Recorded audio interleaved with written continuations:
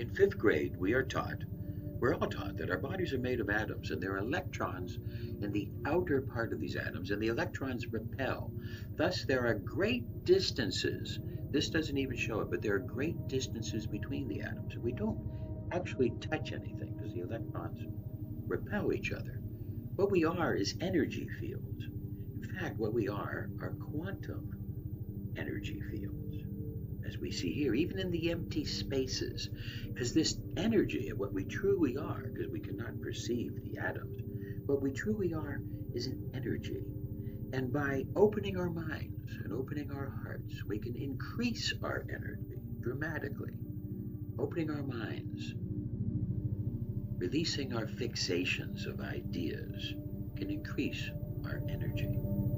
There ought to be something very special about the boundary conditions of the universe. And what can be more special than that there is no boundary?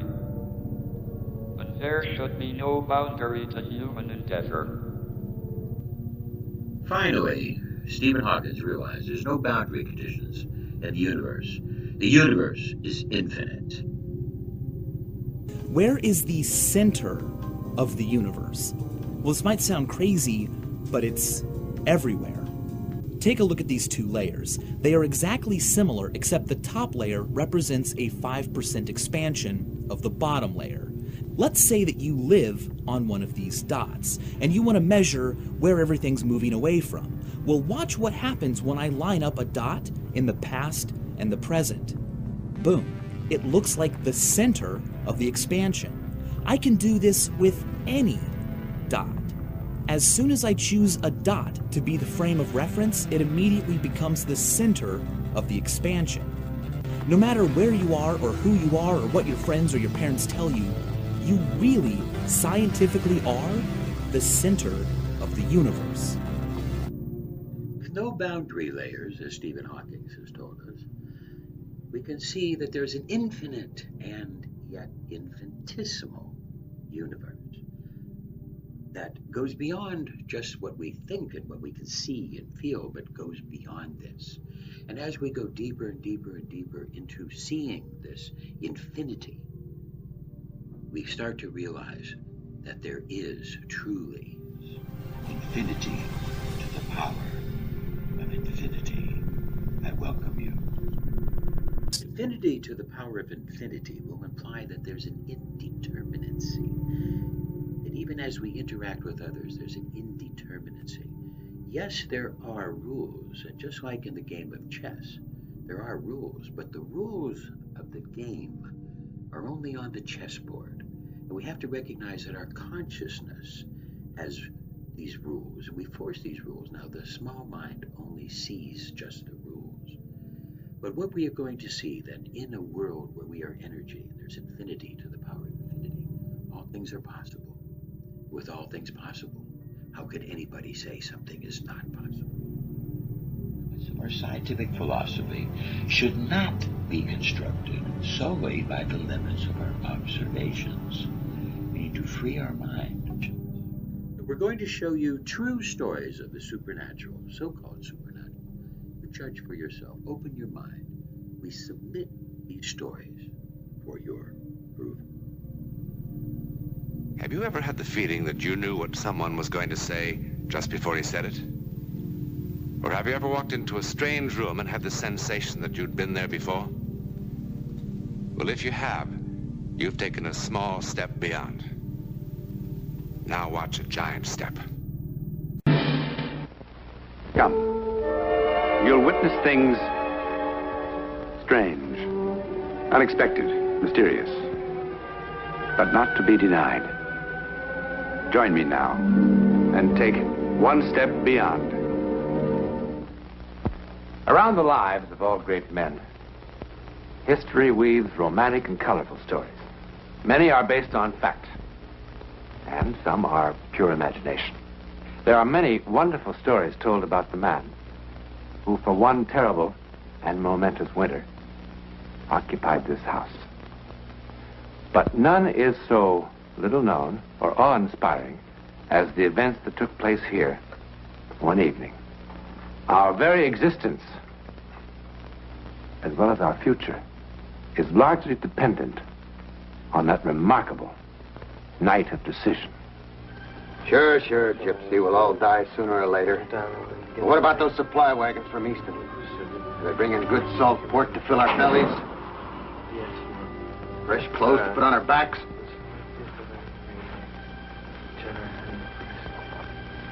There will be no supply wagons. That's it. I see only hunger, suffering, and death.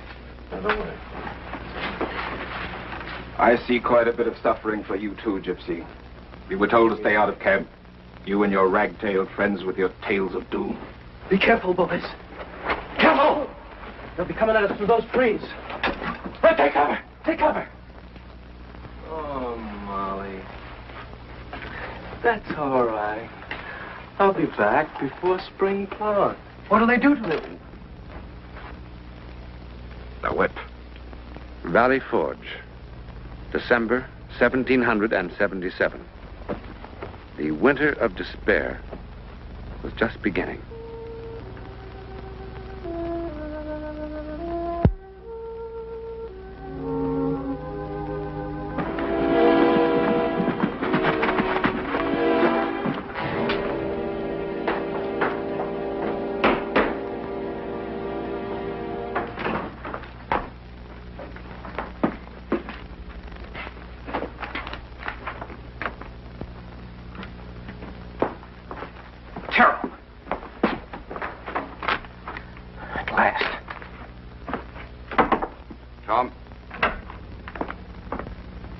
Just returned from Easton, sir.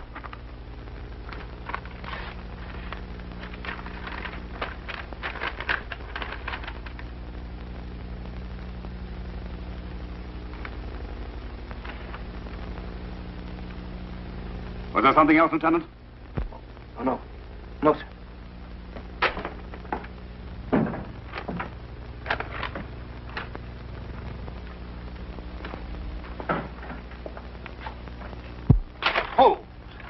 Do they expect us to go on fighting without food and supplies? That is precisely the point, Colonel. I believe those supply wagons were deliberately canceled. Supplies are ample, but a large element in the Continental Congress would like us to give up. This is a form of persuasion. Persuasion? The British are tired of this war, too. Congress has been contacted by agents of the British with an offer that grants every one of our demands. Everything except independence. And is Congress ready to settle for that? A good many gentlemen in the Congress are. In the face of it, sir, why do you go on? Are you ready to give up, Colonel?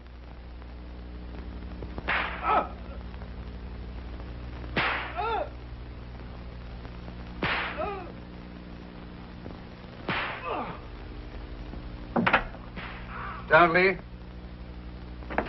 What is that about? It's another one of those gypsies, sir. Fortune teller. This one told some of the men that the supply wagons will never arrive.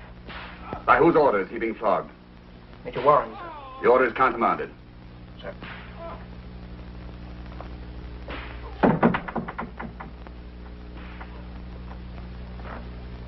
Certainly you don't put any credence in that sort of thing, Danforth. Well, no, sir, but He could have learned about those wagons in 100 different ways. General, this group that wants to quit, just how important are they in Congress? Very important. They are still considerably in the minority, but they are making themselves felt. They even asked me for support.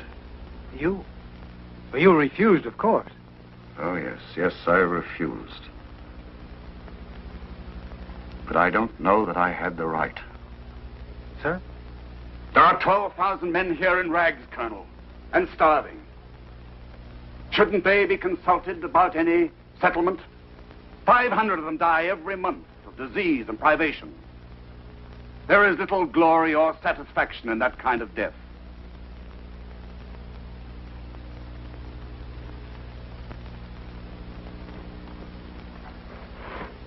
But then, of course,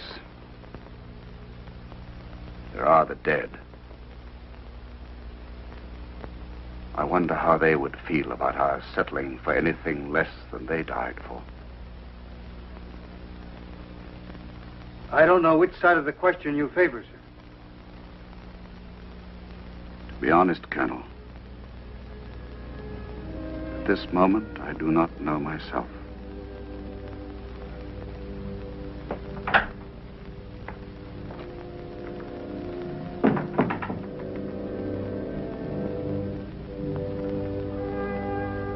I do not know myself.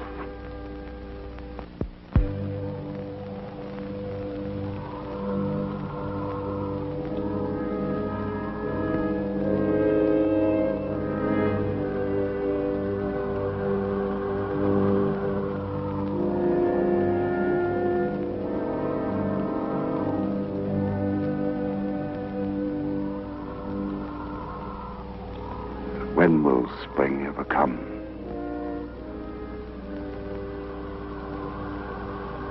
Oh, God, do I have the right to decide the fate of so many, of so much? Help me. Help me.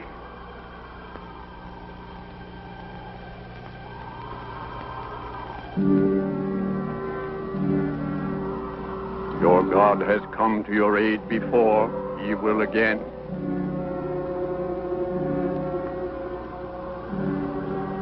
I am Otumkas, chief of Shawnee. Otumkas. 22 summers have come and gone since we met.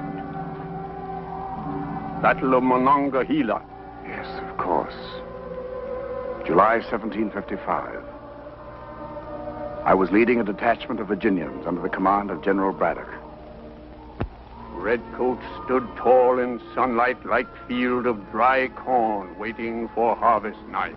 Yes, it was a slaughter.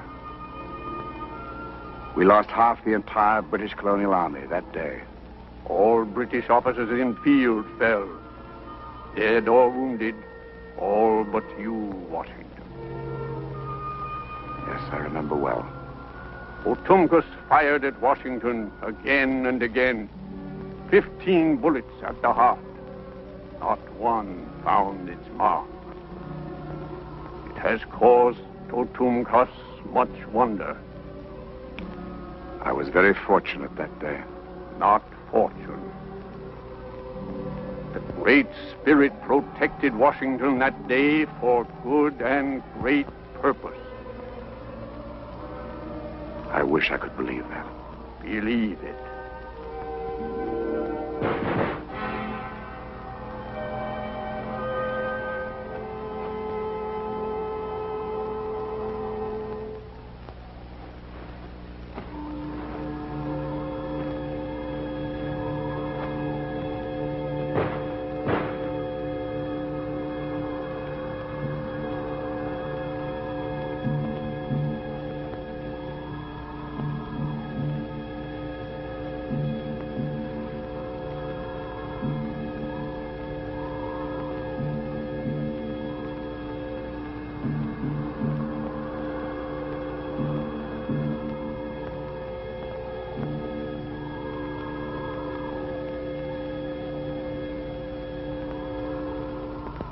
We're going back to our farms where we can be of some good to somebody.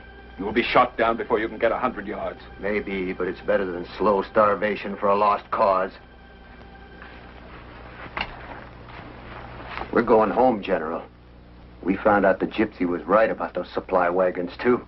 We're going home. I go. Go. If we have sunk to the level of animals, turning one upon another, then perhaps our cause is already lost. They're coming through the trees. Hold.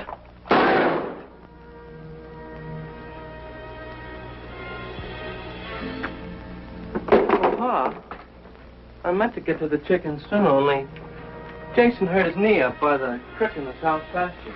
I'll get to it sooner tomorrow.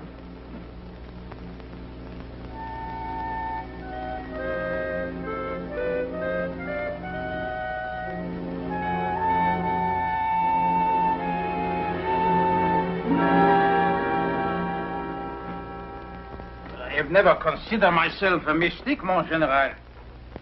But I can find no ready explanation for what impressed that Indian so profoundly. What they say about that battle was all the truth, was it not? Oh, my dear Lafayette, he must have been just a creation in my own troubled mind. He must have been. There were no footprints in the snow. And Otumkas is supposed to have died in his own village 2 years ago. And what if he did? What if he did? That bullet hole in your cloak would be proof of his belief in your invulnerability. His belief? A man dead 2 years? We're talking nonsense. An hallucination caused by remembering an impressive day in my youth. How many battles have you been in, mon général? Oh, scores, perhaps hundreds. Eh bien. How many times have you been wounded? Never. Oh, this has been a day of madness. First me, then you. The gypsy's predictions. Visit from a dead Indian. Yet. And yet, I can remember very well the words I wrote in a letter to my brother after that battle. I said,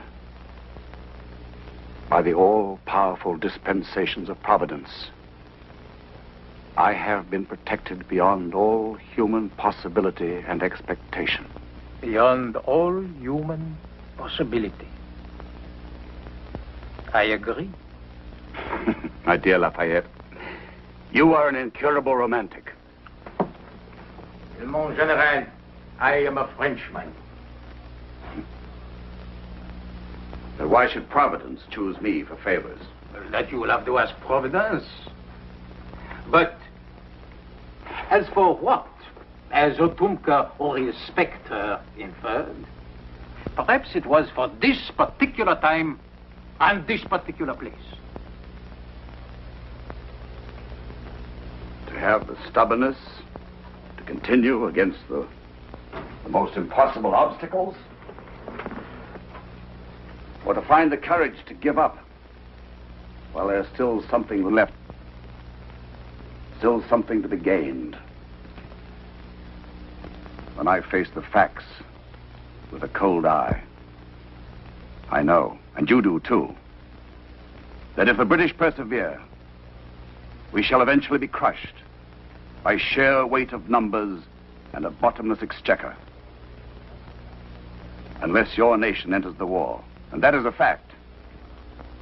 And can you promise me that France will come to our aid? I cannot promise that. But I have every hope that... Every hope? What is your latest information?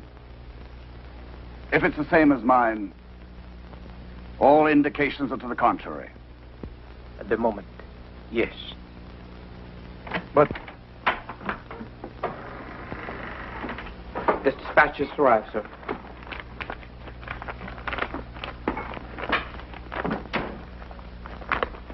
What is it, mon général? A short letter from Major Williams of General Gates's staff.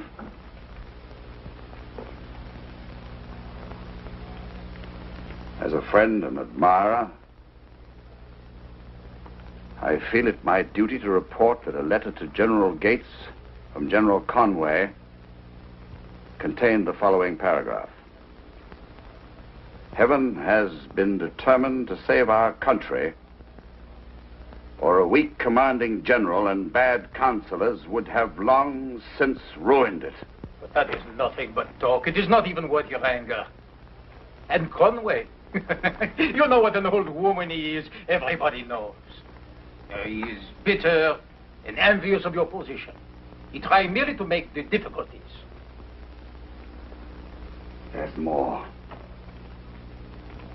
You will be interested to know that General Conway has just been selected Inspector General. Conway, Inspector General? Conway will now be spokesman to the Congress for the Army. Conway will plead our cause for supplies. Conway will advise Congress as to the wisdom of my strategies. Conway. I will have to address my appeals for help to him. Well, they've made their message plain enough. I accept their wish for a stronger commanding general. No. General Washington, you are permitting your emotion to rule reason. You have become a symbol of the revolution. If you turn your back on it now, it will spell nothing but disaster. I am not responsible for the image others create of me. But you are responsible to your best self. General Washington, my friend, please do not act in haste and anger.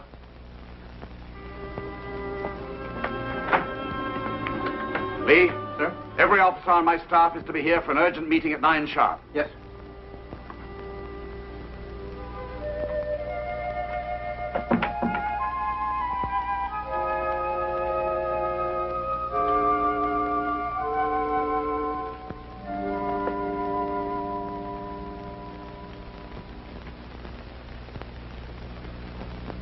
This is not merely pique. No. I think you are very tired.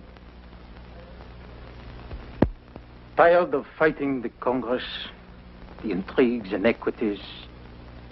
In addition to all that, the responsibility of waging a war on so many fronts is more than any one man should have to bear. You are no longer able to see things clearly.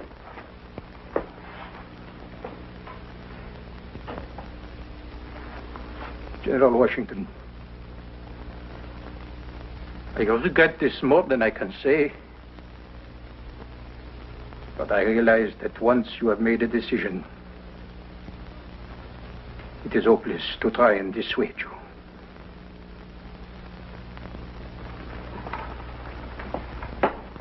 I trust my decision will not affect our personal feelings for one another. Nothing could do that. Mon General.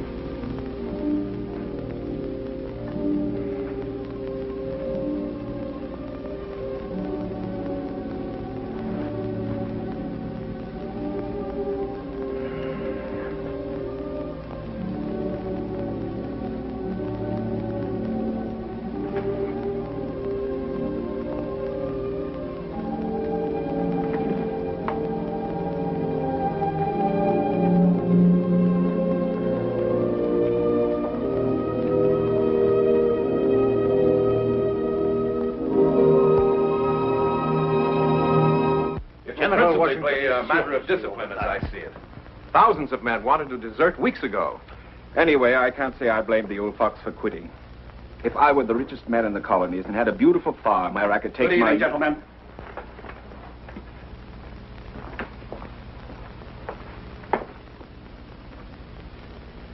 I would like each of you to consider ways and means of building the morale of the men under your command.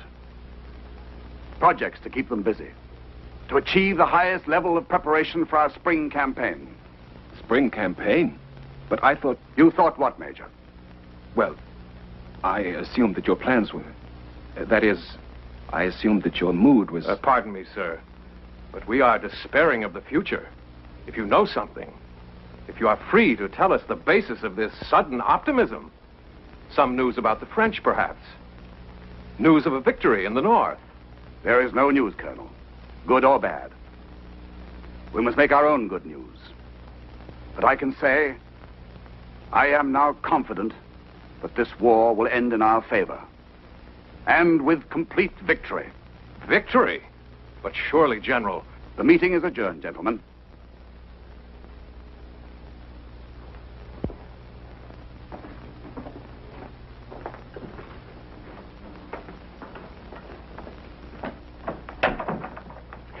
I tell you why. My friend, you know that I am as hard-headed and practical a man as you have ever known. But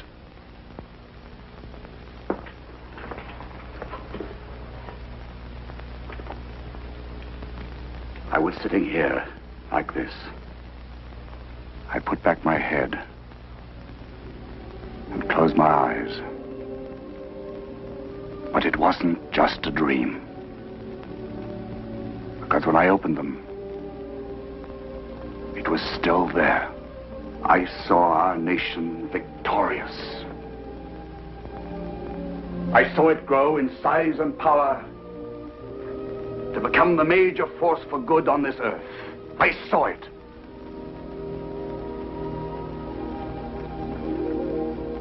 A dream. A vision. I know it will come to pass. In my heart, I know it. A dream? Vision?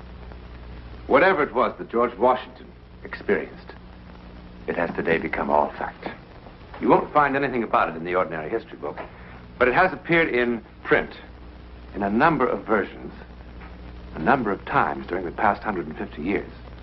All versions agree that Washington dreamed the revolution would be successful, and that the infant nation would grow until its boundaries stretched from Canada to Mexico, and from the Atlantic to the Pacific, and that there would be a bitter civil war between the northern and the southern states to be called the Union and the Confederacy, and that the Union would emerge victorious.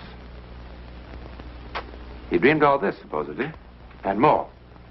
But what is absolutely no dream are the facts of the Battle of the Monongahela.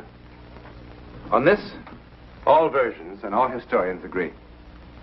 There were 3 bullet holes through his hat. 2 horses were shot from under him, and there was a bullet hole through here, through here, through here, and another one right through there. Hundreds of French and Indian rifles firing at almost point-blank range throughout that long and dreadful afternoon. And nothing touched him. Nothing. Well, those are the facts. The incredible facts about the mystery of George Washington. Like Chief Otumkus, will always cause us much wonder. George Washington, the first president, had a vision, a dream, beyond a dream, a premonition, an idea. You didn't realize that maybe that America is founded on this vision, this dream, this non-reality that then becomes reality, because that's how it all starts. Everything starts with a vision, with an idea, with the power of the mind. I welcome you, submitted for your approval.